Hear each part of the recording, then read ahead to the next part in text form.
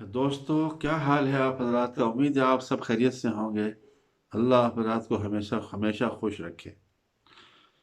तो आज एक सच्ची सच्ची कहानी आपको सुनाएंगे जिससे बहुत से लोगों की ज़िंदगियां बदल सकती हैं। एक बहन ने वो किस्सा भेजा है कि भाई इस मेरे किस्से को पूरी दुनिया को बताओ।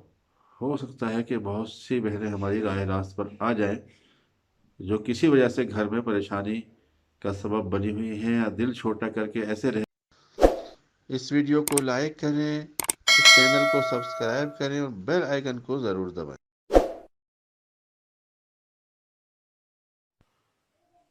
दोस्तों साथियों, तो चलते हैं कहानी की तरफ जो कि सच्ची कहानी है।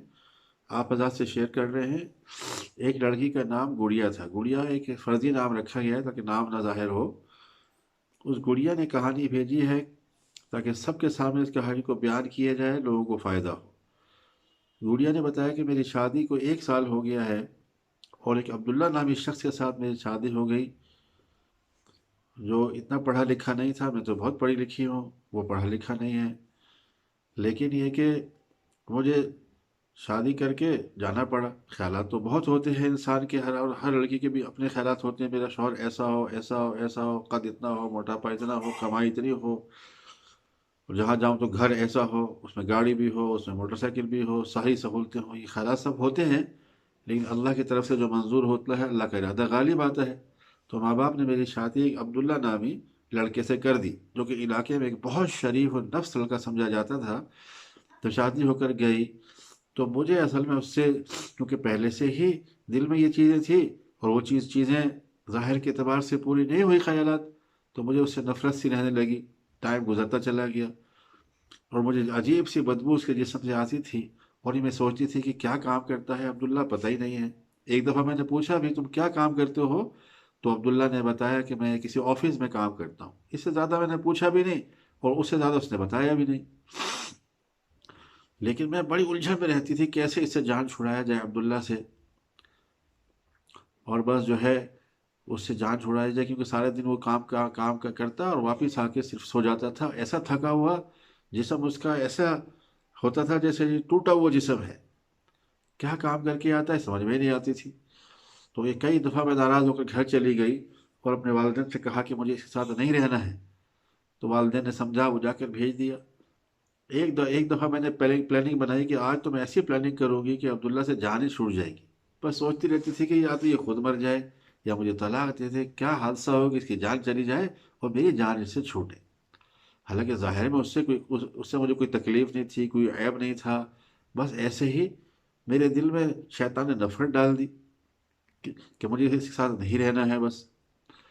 तो मैं घर चली गई तो अपने वालिदैन से कहा कि मुझे अब्दुल्ला के साथ नहीं रहना है। वालिदैन ने पूछा क्या बात होगी बेटी, गुड़िया क्यों नहीं रहना है? कि मुझे अब्दुल्ला खर्चा नहीं देता है, मुझे खर्चा नहीं देता, मुझे इसके साथ नहीं रहना है। तो मेरे माँ बाप ने अब्दुल्ला को बुलाया और उसके चाचा को भी बुलाया अब्दुल्ला के। थोड़ी सी देर में अब्दुल्ला के चाचा और अब्दुल्ला मेरे सामने बैठे थे। तो माँ बाप ने पूछा कि अब्दुल्ला क्या बात है, गुड़िया कहती है कि तुम खर्चा नहीं देते हो, क्या बात है? तो अब्दुल्ला ने कहा कि मैं जो भी कमाता हूँ सारे खर्चात उठाने के बाद जो बचता है मैं गुड़िया के हाथ में रख देता हूँ। ऐसी बात तो नहीं है मैं खर्चा नहीं देता। अब गुड़िया क्या कहती है इससे मुझे समझ में नहीं आ रहा, इससे पूछा जाए क्या चाहती है। तो गुड़िया ने कहा कि अब्बू, मैं अब्दुल्ला के साथ जाने के लिए तैयार हूँ, लेकिन एक शर्त है मेरी कि मुझे 30,000 महीने का चाहिए। सारे अखराजात उठाने के बाद 30,000 ये मेरे हाथ में रखेगा तो मैं इसके साथ चली जाऊंगी, वरना मैं नहीं जाती इसके साथ। मुझे अंदाजा था कि ये शर्त रखने के बाद अब्दुल्ला खुद ही मना कर देगा कि मैं ये नहीं कर सकता, तो मेरी जान छूट जाएगी। लेकिन उस कमबख्त ने, अब्दुल्ला ने, जो कि दिल से सच्ची मोहब्बत मुझसे करता था, तो उसने कहा कि मेरी तरफ देखा आंखें उठा के, फिर गर्दन झुकाई, क्या सोच में पड़ा और फिर कहा कि ठीक है चाचा जान, मैं गुड़िया को 30,000 दूंगा अलग से सारे खर्चा उठाने के बाद। जब उसने ये कह दी मैं बड़ी हैरान हुई कि अब्दुल्ला ने ये बात कैसे मान ली। तो फिर मुझे उसके साथ जाना पड़ा। तो मैं चली गई और मैंने दिल में सोच लिया कि मैं तुझे इतनी परेशान कर दूंगी तरह तरह की ख्वाहिशात करके कि मेरे ये लाओ, मेरे लिए ये लाओ, मुझे ये ज़रूरत, मेरी वो ज़रूरत, कि तुम्हारी ज़िंदगी में अजीरन कर दूंगी। اور تم خود ہی ایک دن آ کے مجھے کہو گے کہ جاؤ اپنے ماں باپ کے گھر چلے جاؤ، میں تیرے قابل نہیں ہوں یا تو میرے قابل نہیں۔ تو میں نے عبداللہ کو طرح طرح کی خواہشات کا اظہار کرنے لگی، لیکن وہ عجیب آدمی تھا کیونکہ وہ مجھ سے سچی محبت کرتا تھا اور میں تو اس سے تنگ تھی، تو ساری میری ضرورتوں کو وہ پورا کر دیتا تھا، جو کہتی وہ لے آتا۔ ایک دن میں نے کہا کہ آج تو میں ایسی بات رکھوں گی کہ یہ خود ہی منع کر دے گا۔ میں نے کہا کہ عبداللہ مجھے آئی فون چاہیے، لیٹسٹ والا جو ابھی نیا ورژن آیا ہے، مجھے آئی فون لا کے دو۔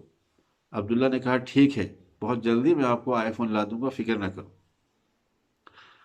اب اس طریقے سے دن گزرتے رہے۔ ایک دن کیا ہوا کہ اس کے 30,000 دینے کا جب دن تھا، اسی دن میرے دل میں خیال آیا کہ اپنی سہیلی کو ساتھ لے کر ایک قریبی شاپنگ مال میں کوئی شاپنگ کرنے چلتے ہیں۔ تو ہم ٹیکسی میں بیٹھ کے چلے گئے۔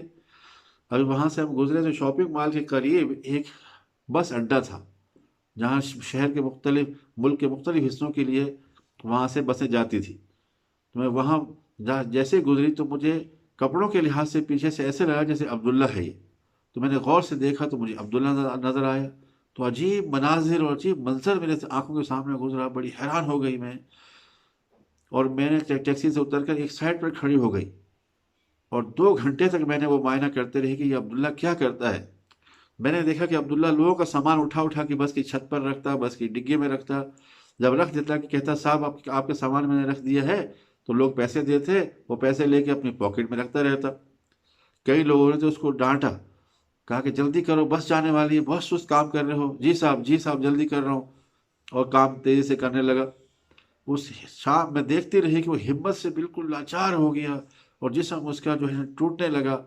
اور بسیں جب سب چلی گئی تو وہ آ کر ایک دکان کے نیچے بیٹھا، اور بالکل اس چہرے سے اس کی عجیب تھکاوٹ چھلک رہی تھی، اور جسم خون اور پسینہ، خون جیسا پسینہ نکل نکل کے شرابور ہو چکا تھا۔ اور میں بڑی حیرت سے اس کو دیکھتی رہی کہ عبداللہ اتنی محنت کرتے میری ضرورتیں پوری کرتا ہے، وہی 30,000 دینے کے لیے، آئی فون لینے کے لیے، میں روز روز طرح طرح کی جو ہے اس کو پریشان کرنے کے لیے اپنی خواہشات کا اظہار کرتی رہتی ہوں، اس کو پورا کرنے کے لیے عبداللہ اتنی محنت کرتا ہے۔ میری دل کی دنیا بدل گئی۔ آج میں وہ گڑیا نہیں تھی، میں بالکل بدلی ہوئی گڑیا تھی۔ آج عبداللہ کے لیے میرے دل میں اتنی جگہ ہو گئی کہ جو اس سے پہلے کبھی نہیں تھی۔ تو میں شاپنگ مال نہ جا کر واپس آ گئی، اور آ کر کے میں نے کھانا بنانے کی تیاری شروع کی۔ آج وہ کھانا بنایا جو عبداللہ کو بہت پسند تھا، یعنی پلاؤ، گوشت پلاؤ اس کو بہت پسند تھا۔ عبداللہ جب واپس آیا اور آنے کے بعد اس نے گھر کے دروازے میں داخل ہوتے ہی جب اس نے دیکھا خوشبو آ رہی ہے پلاؤ کی، تو بڑا خوش ہوا، سیدھا کچن میں گیا کہ بھئی آج تو وہ خوشبو آ رہی ہے کہ جو 1 سال کے بعد آئی تھی، 1 سال کے بعد اس گھر میں نے دیکھی ہے۔ کھانا نکالا، اور کھانا نکال کے، کیوں اکثر وہی کھانا نکالتا تھا، میں کبھی نہیں دیتی تھی، لیکن آج بھی اس نے کھانا نکال کر جیسے کھایا، اور کھانے کے بعد بڑا خوش ہوا اور کہا کہ گڑیا تمہارے ہاتھ میں کیسے ذائقہ اللہ نے رکھا ہے، اتنا کھانا آج میں نے کھایا ہے، میری پسند کا کھانا کھایا ہے، تو نے دل خوش کر دیا آج ایسا کھانا بنا کے۔ میں عبداللہ کے چہرے کی طرف دیکھ رہی تھی، اور کبھی عبداللہ کی یہ کھانا کھاتے ہوئے دیکھتی، کبھی میرے سامنے اس کی وہ جو محنت کش زندگی، سامان اٹھا اٹھا کے بس کی چھت پر رکھنا، کبھی وہ خیالات میرے ذہن میں چلتے رہے۔ میری دنیا بالکل، دل کی دنیا بدل چکی تھی۔ آج عبداللہ کی محبت میرے دل سے ایسے چھلک رہی تھی کہ میں کیا کر لوں اس کے لیے۔ عبداللہ نے کھانا کھایا، اور کھانا کھانے کے بعد جیب سے پیسے نکالے، گڑیا یہ لو تمہارے 30,000۔ جیسے ہی عبداللہ نے یہ کہا کہ یہ لو تمہارے 30,000، میری آنکھوں سے آنسو چھلکتے لگے۔